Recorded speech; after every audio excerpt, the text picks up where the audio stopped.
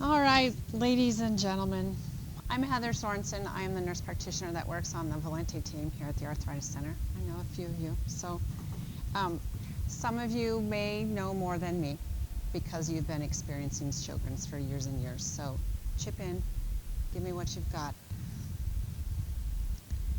Okay, so Sjogren's was coined in the early 1900s by a physician named Henrik Sjögren, who noticed that there was a group of women with dry eyes, dry mouth, and chronic arthritis. So that's why Sjogren's is named as it is. So what is it? Well, it's as all of the things that we treat at the Arthritis Center. It's an autoimmune disorder. Come on in.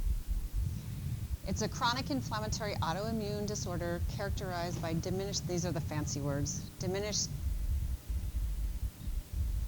hold on a sec, lacrimal and salivary gland secretions. And I'll show you a picture of where those are. So we have both primary Sjogren's, which is its disease all unto itself, and then we also have secondary Sjogren's, which is Sjogren's that happens, the dry eyes, dry mouth, in about 50% of people who also have rheumatoid arthritis, lupus, and scleroderma. So there's primary and there's secondary. Oh, wrong. Okay, so these are your salivary glands, and then we have our lacrimal glands. So dry eyes, dry mouth, okay? These glands secrete their products into ducts, and that's just why they're called glands and salivary ducts, lacrimal ducts, okay? So they secrete, moisture. Okay, so as far as how is it in our world? Well, it's 9 women to 1 male, so 90% of Sjogren's disease happens in women. Okay? There's 2 to 4 million affected in the United States.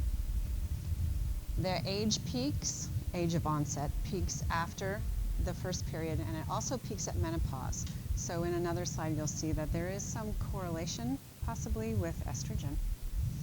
And the mean age of onset or diagnosis is 45 to 55.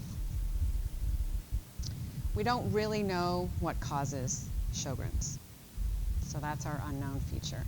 But there is some data on inheritance, and there's a couple of genes, they're HLA genes, that are markers for Sjogren's. There's possibly an estrogen or an androgen deficiency role, so that was what makes sense in the female incidence as well as the distribution by age. And then they also have looked at infections as triggers to the start, just like we know about, there's a seat up here, just like we know about some of our other autoimmune disorders, sometimes we have the genes for them, but they don't actually become disease or get activated until there's an infection, or in rheumatoid arthritis, for instance, smoking can be a trigger for disease manifestation. So that's a possibility too. So that's Epstein-Barr virus, adenovirus, and non-TB mycobacterium are the ones they've noted in association with. So common clinical presentation. So this is what we see when we see Sjogren's. Dry eyes, dry mouth, swelling of the glands around the face and the neck. See, if you remember the picture from where the glands are in the salivary glands, it's all of this. And I'll show you a picture of one that's really swollen up.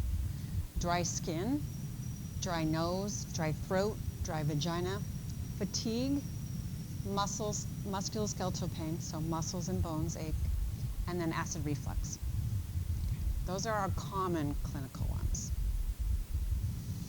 There's other additional features to Sjogren's, and these are what we find, and these are laboratory things. Non-erosive inflammatory arthritis, so this is joint stiffness, swollen joints, not osteoarthritis, not wear and tear arthritis, this is inflammatory arthritis. Tender and swollen joints that are worse in the morning and get better with activity.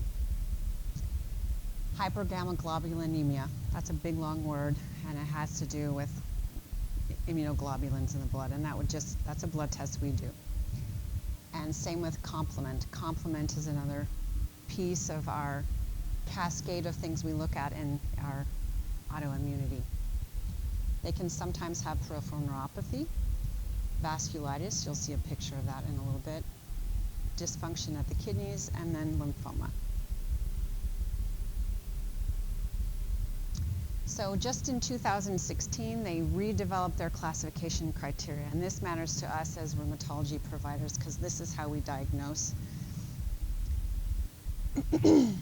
We check autoantibodies. Those of you that have a history here at the Arthritis Center, you know we check a rheumatoid factor, we check CCPs, we check ANAs, we check things like that. They're autoantibodies, the proteins that show up in our blood when we have autoimmunity. Most specific is SSA. SSA is kind of a subgroup when we get a positive ANA. Now you'll notice that I have ANA was on the previous guidelines, but you can have, depending on the test, you can have a negative ANA, but then when we run the subgroups, you can come up with a positive SSA. So the ANA piece doesn't matter as much for the new guidelines. They're specifically looking at that subgroup SSA. Biopsy, which is shown here, of the salivary gland of the lip with lymphocytes that have infiltrated the tissue. So that's diagnostic for Sjogren's.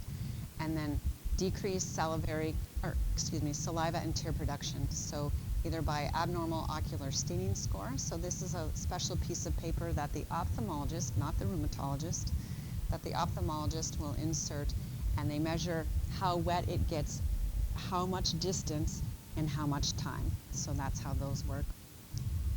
Schirmer's test, and then the unstimulated salivary flow rate. So again, they measure how much saliva you produce in a certain amount of time. That's not a test we do here at the Arthritis Center. The salivary flow rate would be done by an ear, nose, and throat physician. But I will tell you that we make the diagnosis of Sjogren's without necessarily having to have the biopsy or the saliva and tear tests. If you have dry eyes, dry mouth, positive SSA, we're going to call you Sjogren's. Okay, so there's not a cure, but there's a lot of treatments and self-management strategies that reduce the symptoms and reduce then the complications. People with Sjogren's disease live normal lives just with a few sort of modifications. So the big concept, see your eye health professional regularly. When you have dry eyes, you have risk for complications like corneal abrasions. See your dentist regularly. When we have dry mouth, we don't have as much saliva. Our saliva is where our germ killers are, so you have more cavities. So it's really important to see your dentist regularly. See your rheumatology provider regularly. We're going to be monitoring the whole scope of symptoms. Yes, sir. Sure.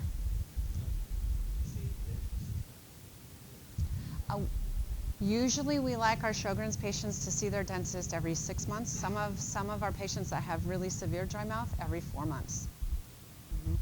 That is something your dentist should determine, but we always recommend at least every 6 months. And then there are certain classes of drugs that make you more dry. So if you can avoid them, we like you to try to avoid them. These are things for irritable bowel like Levsin, Levbid, Bentyl, and Anaspaz. These are drugs to help reduce the bloating and pain with irritable bowel syndrome. Some of the asthma medications can also cause dryness. So Spiriva, for instance. Antihistamines, regular old antihistamines that are over the counter, Benadryl, Zyrtec, Allegra, Claritin, that whole host. And then, of course, the water pills, the diuretics, Lasix, which is furosemide, and hydrochlorothiazide. They dry you out because they're pulling off your fluid. Well, when you pull off your fluid, you get dry. So here's an example of some dry eyes. This is a special dye test that's done by the eye health professional, and where the turquoise is, where the green is, those are dry spots. That's a really dry eye. Yep. So dry eyes, that's a recurring sensation of sand or gravel, itching and burning, redness for longer than 3 months to give you a diagnosis of dry eyes. You can also be sensitive to light and wind.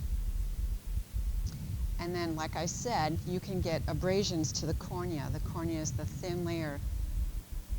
And when it's dry, you can get a corneal abrasion, which is like a scratch in the cornea, and you have to wear special drops. A lot of times you have to patch your eye.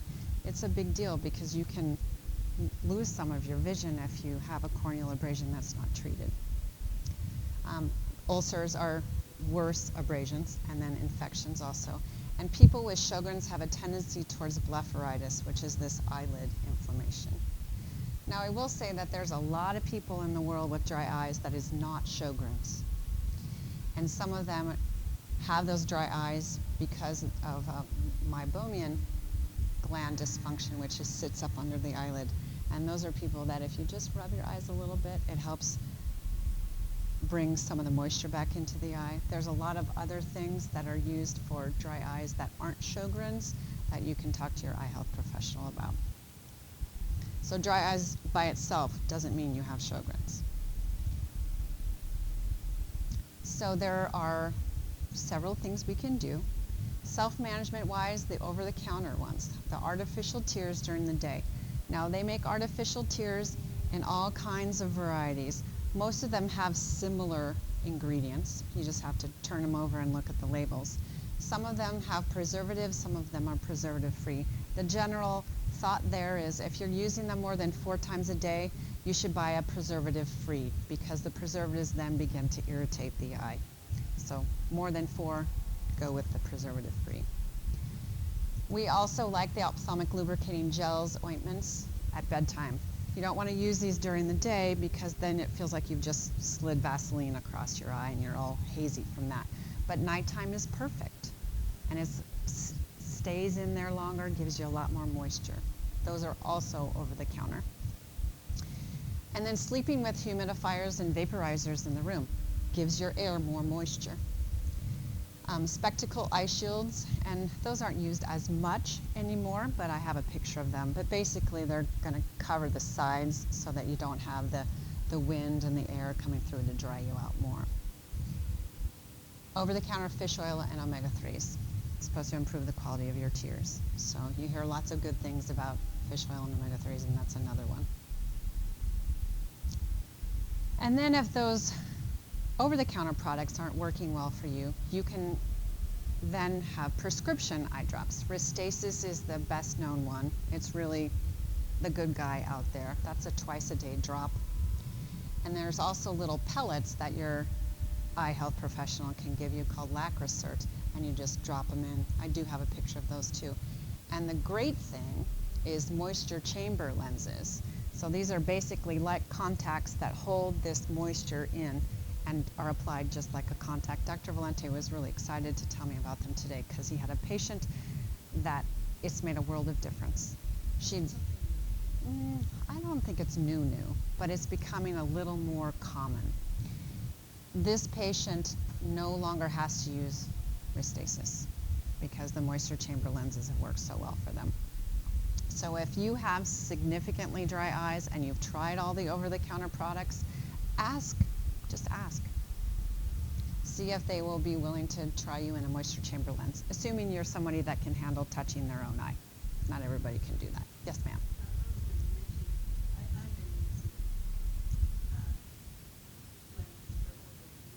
Mm-hmm.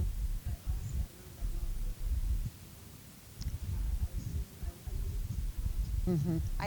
Do you have to squirt in a little bit of stuff before you put it on your eye? No.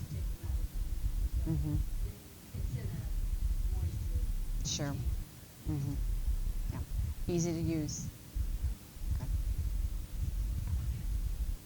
And then there are the punctal plugs or the thermal punctal occlusions. So the little hole, I should have showed you that in the picture, but I can show you it in the next one, where your tears then drain back into your system. The eye health professional then puts little plugs in them. And they usually try them temporary, and if those are working well, then they can do a permanent blockage. So that helps keep the tears in the eyes instead of draining back out into the system. So this is where your little lacrimal ducts are. So that's where they put the little plugs. They just insert like where this little arrow is. Fish oil up in the top, those are some of those eye shields that I was talking about. I mean, they still sell them on Amazon, so I suppose that if that works well for you, maybe you're somebody that's in a lot of wind, or maybe you work outdoors, something like that would be really nice. Do you see how he's got that extra piece here that blocks all the sideways wind? And then those are called onion goggles. I guess they're just, I don't think anybody probably uses them, but why not? You know, it's keeping with that foam around it, is keeping all the extra air out and all the moisture in. Here are those Lacrocert, which are those little pellets that go in, and then a variety of the artificial tears products. We have no special one that we recommend. They're all good products. You just have to remember to use them. Okay, and then if you get to where all of the above aren't helping and you still have significant dryness, sometimes we can order medicine that you take by mouth, pills.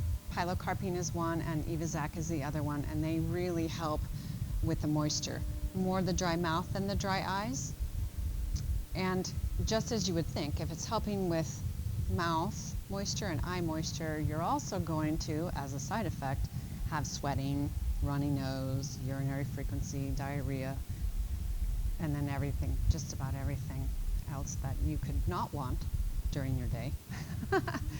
And then we don't do that drug in people who have angle closure glaucoma or on beta blockers for hypertension or asthma.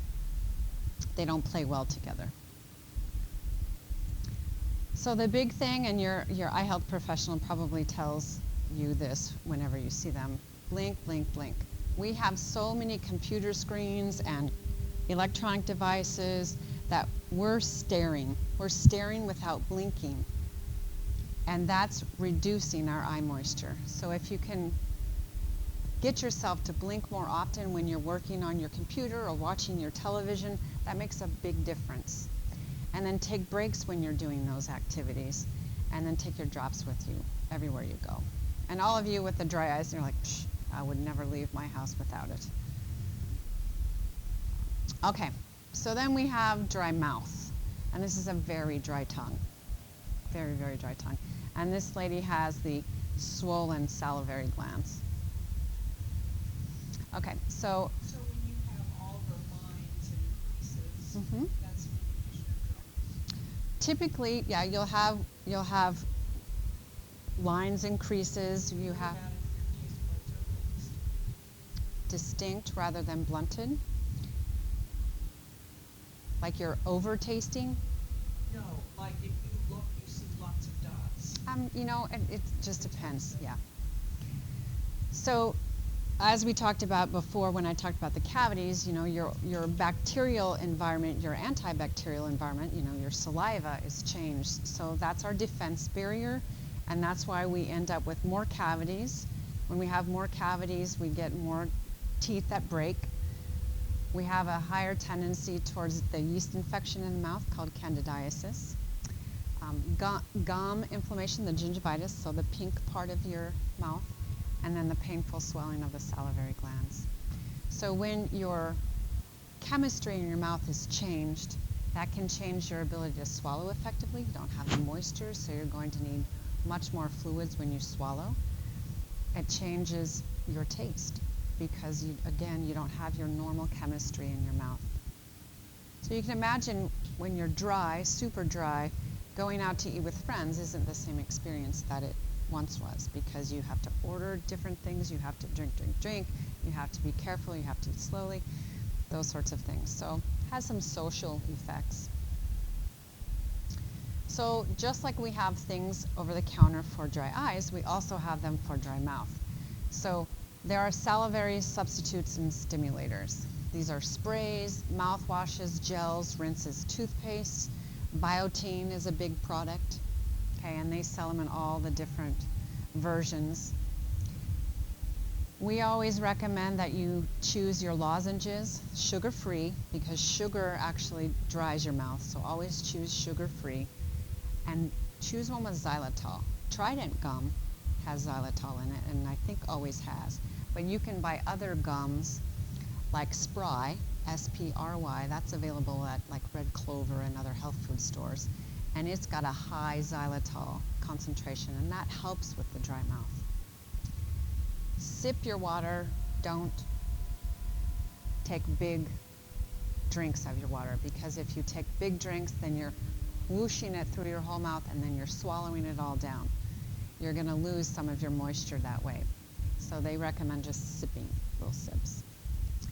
Brush with a fluoride product and always floss. So fluoride, you know, we're used to that. We have fluoride in our water, yes, but everybody uses fluoridated toothpaste unless there's really some contraindication. And then see your dentist every 4 to 6, like we talked about. And then lip moisturizers with petroleum jelly. Aquaphor makes a really nice lip balm that's more of a Vaseline texture without tasting like Vaseline. So it comes in a little white tube. It's a good one. And then these are the exact same drugs I had under dry eyes, because this is what we use for dry mouth also. That's the pilocarpine and the Evazac, or cevilamine. Same common side effects.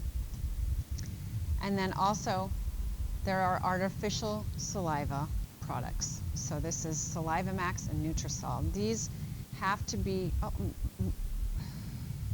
I believe some of them are available online and over the counter, and some of them you have to get through your dental health professional. So they're supposed to mimic saliva. No, they're, I think I have some on the next page. So the Saliva Max, they just come in these little, just like little not preservative-free eye drops do, the little plastic things, and you just squirt. There is an example of a spray. Those Xylamelts, the little brown and white lozenges, those are supposed to be actually very good. And they have a high xylitol content in them also. Me personally, no. Has anybody in this room? You use the Xylamelts? Yeah, and what is your thought on those?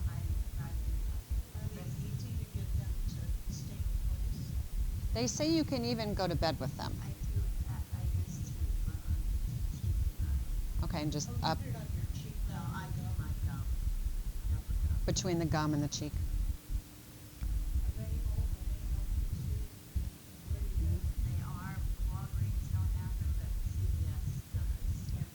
And you can get them online. Yep, yep. There was 2 other hands. No? You must have answered that question. And also this one, if any of you get the Sjogren's quarterly or the Moisture Seekers monthly newsletter, Basic Bites often has an ad in there. And these are also available online. I'm not sure about the in-store availability, but they're a little chew that also has xylitol and I believe arginine maybe, which they say helps with moisture in the mouth. ACT makes a nice dry mouth rinse and spray, and our patients tell us that the ACT tastes better than the Biotine. So I've been recommending trying the ACT rinse instead of the Biotine to my patients, and I've heard back that yes, it indeed tastes better. Oh, you know, did you just kind of, yeah.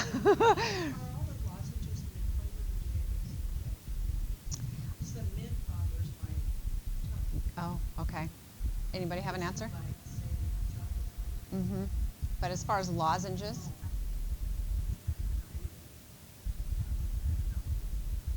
They're just neutral.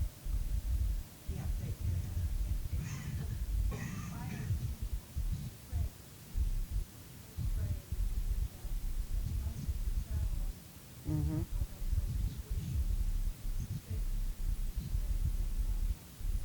Just tuck it in your purse. And the gel evidently stays in the mouth longer. So you just squirt it in and it hangs around longer than the spray and the rinse. Mm-hmm.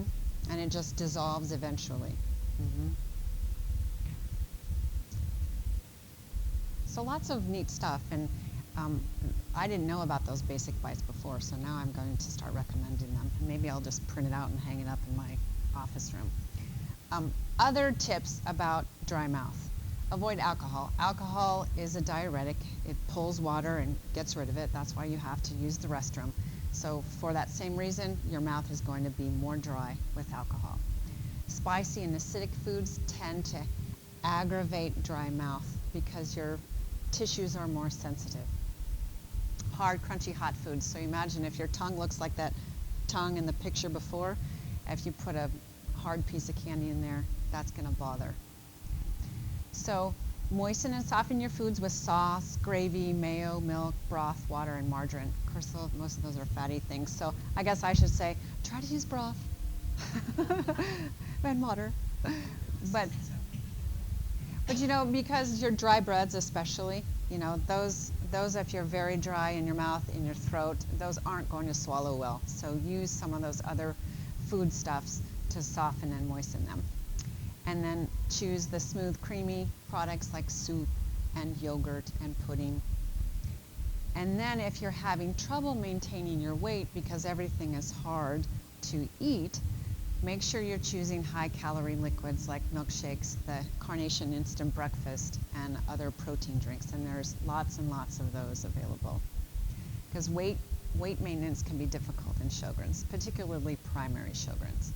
And then a nice treat is the popsicles that are made from whole fruit. And then we have dry skin. So the suggestions for the dry skin, you know, the obvious ones are to use moisturizing lotions. I always talk about the petroleum-based moisturizing lotions. We have Eucerin, we have Aquaphor. Aveeno is not petroleum-based, but it tends to be more moisture holding than the others. When you're using cleansers, soaps, and chemicals, which can all dry your skin, use gloves. After you're done with your bath or shower, instead of really using your towel to dry off, just tap, tap, tap, or use a terry robe, which can just absorb your shower or bath water anyway, or just drip dry, because you want to let as much moisture stay on your skin as you can, and avoid the very hot water, warm only, because hot water, again, dries your skin.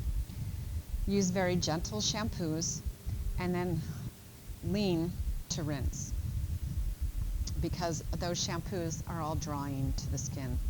Baby shampoo is probably your friend in that situation because it's the most gentle. And then when you're outside, use sunscreen, both regular topical sunscreen, and then there's clothing that's made with sunscreen already built into it. Or there is a product that you can buy that you put into your laundry, into your washing machine, called SunGuard, and that can put some sunscreen into your clothes. For your dry nose, the saline rinses, there's also sprays, there's gels. Vaseline, again, petroleum jelly, that's your friend. Just use a Q-tip and just coat the nares.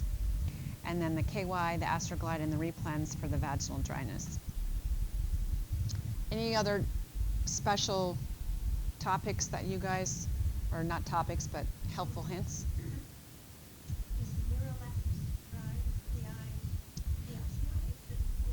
Well, you know, constipation is an issue. Miralax is a great product because it's so gentle, because it's an osmotic, because it pulls water from the bowel into the stool. Technically, yes, it could be drying because you're pulling water again. It's water from the bowel, but water from the stool, but, you know, technically it could be still drying. But that's where you have to balance, you know, one effect and another. So,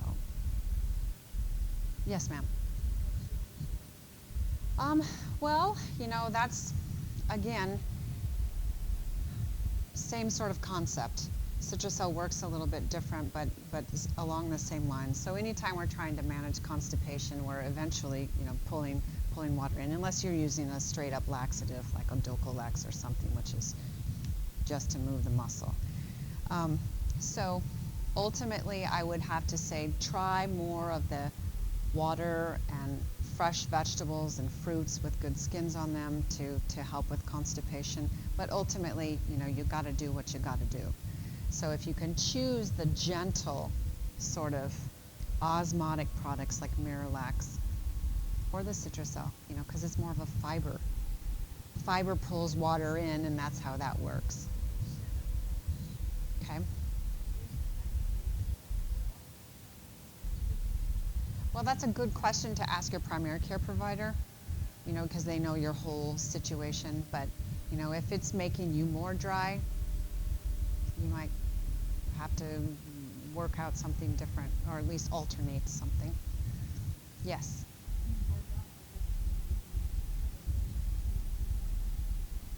Oh, that's great. A&D ointment is what they use on babies. Yeah, so that's a great idea. Yeah, perfect. In the nostrils. Okay, so fatigue. Those of you with primary Sjogren's know that fatigue is a component of Sjogren's, unfortunately. And it's the most non-gland related problem in primary Sjogren's. PSS is primary Sjogren's syndrome. What's our best treatment for fatigue? It's actually exercise. Even though you feel so worn out and you couldn't possibly go for a walk, go for a walk. You actually feel better when you're done. When you're having issues with fatigue, it's important for your healthcare provider to also make sure it's not just do I have a low thyroid? Is that why I'm so fatigued? Is it fibro? Because fibro often overlies Sjogren's. Is it depression? So there are other potential factors, so we can't just chalk it up straight to Sjogren's. And then sometimes we'll use hydroxychloroquine in our fatigue state. It's not really on the guidelines, but it's something we sometimes do. Yes, ma'am. Yep, and we'll talk about that as we get to the inflammatory arthritis part. Okay, so musculoskeletal pain is also a feature in Sjogren's. I hurt, my muscles and bones hurt. Tylenol, that's almost perfect for everyone except people with liver disease. And then NSAIDs are our non-steroidal anti-inflammatory drugs. That's ibuprofen, naproxen, Aleve, Ibumetone, all those goodies. But people with kidney disease can't use NSAIDs. People with problems with lower extremity swelling can't use them. People with heart disease shouldn't use them.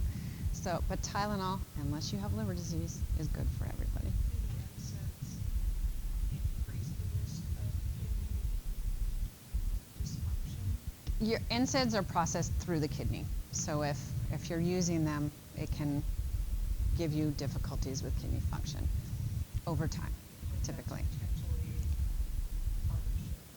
No, nothing, no matter if you have Sjogren's or if you're just some regular 25-year-old on the street. I thought I saw kidney up there. Kidney is on Sjogren's, but it's not because of the NSAIDs. No, but I mean, No, ask me again. oh, I was just, so if you have Sjogren's and your kidneys are, let's say your labs sometimes come back okay, sometimes they don't. Okay. Borderline, I guess maybe would be the word.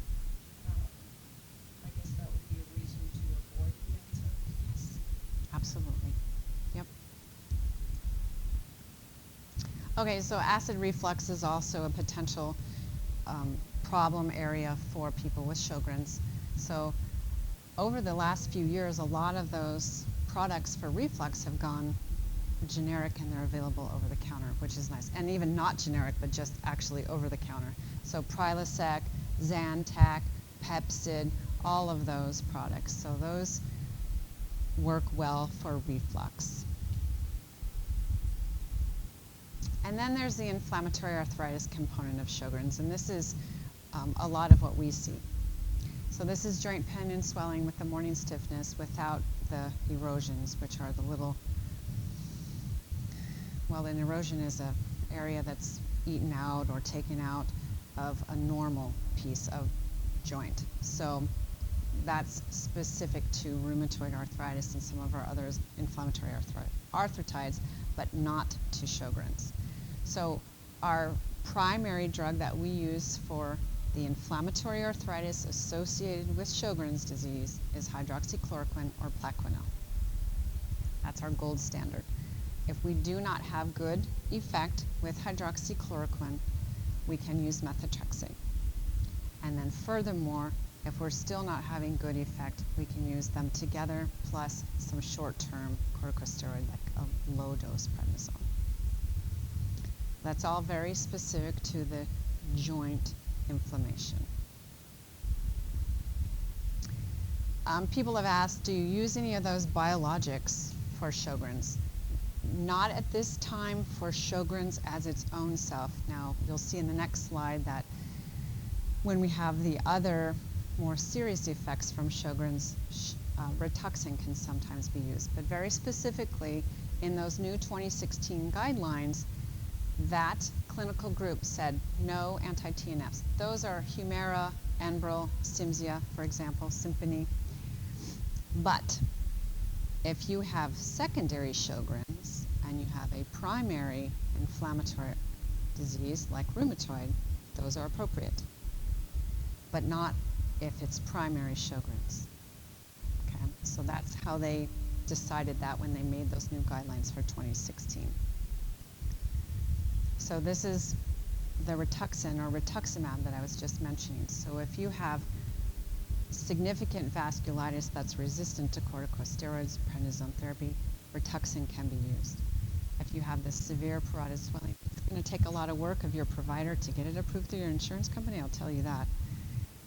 But sometimes we can use the Rituxan.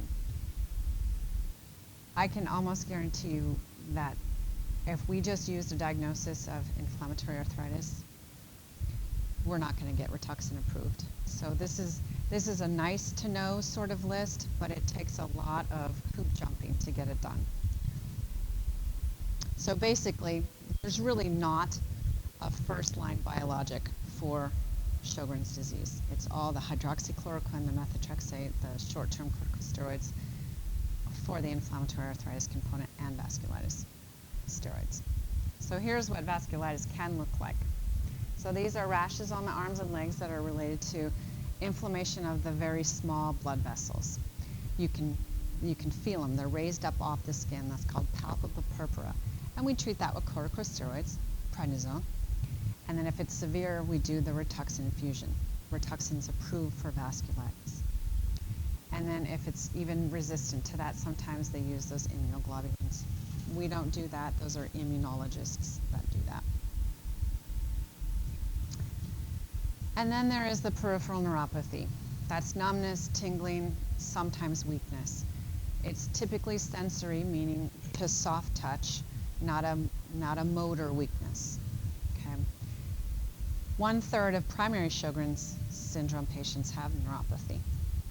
When we see it in our spectrum of rheumatology, a lot of times we use gabapentin, Neurontin.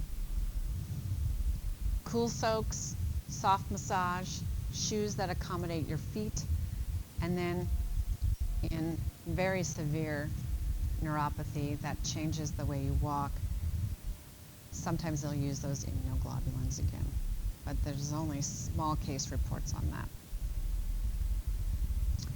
And then there can be inflammation in the lung, there can be inflammation in the liver, there can be inflammation in the kidneys, but when we get to there, that's way beyond the scope of this presentation, which is about self-management.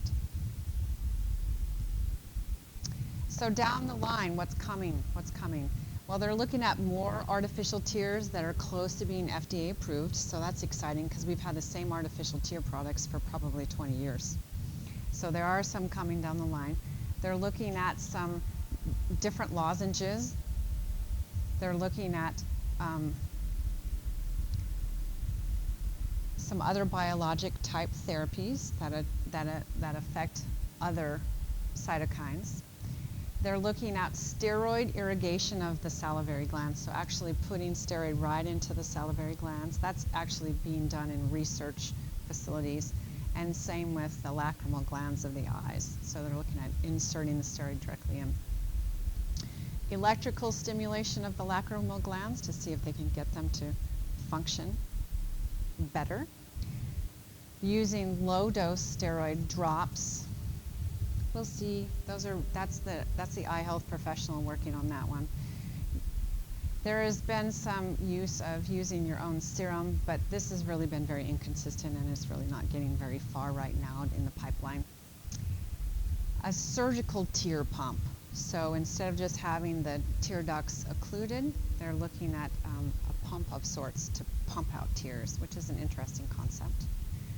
Acupuncture is done with inconsistent results.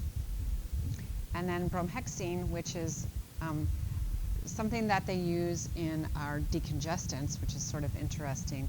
Animal studies are showing no significant changes though, so that may be just, but it's always good to try. They got to start somewhere. They got to look at other ways to help with the dryness, and that's what research is all about. So, and then I recommend that if you have Sjogren's or if you know somebody with Sjogren's, to use the Sjogren's Syndrome Foundation website. They're great. It's sjogrens.org. Like I said, they not only have a quarterly newsletter, but they have a monthly, well, the quarterly one is a bigger one. It's like a magazine, and then they have a monthly Moisture Seekers flyer of sorts. It's a shorter newsletter, so I recommend that. Okay, questions?